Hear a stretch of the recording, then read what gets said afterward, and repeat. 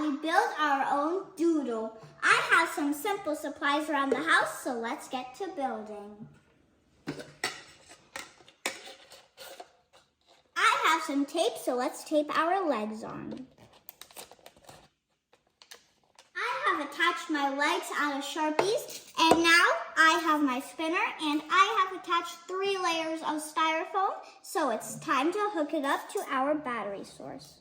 I have these batteries, and this will be the switch, so let's put in the batteries.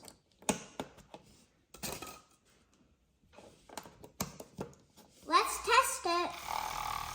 Time to attach it. I'm going to use double-sided tape. We have our Doodle Bot, which is completely built, and let's quickly draw the schematics of a circuit. This is our battery, and this is our switch, and we have wires going all the way to our spinner. Check out my models. Now it's time to test our robot. Time to remove the caps.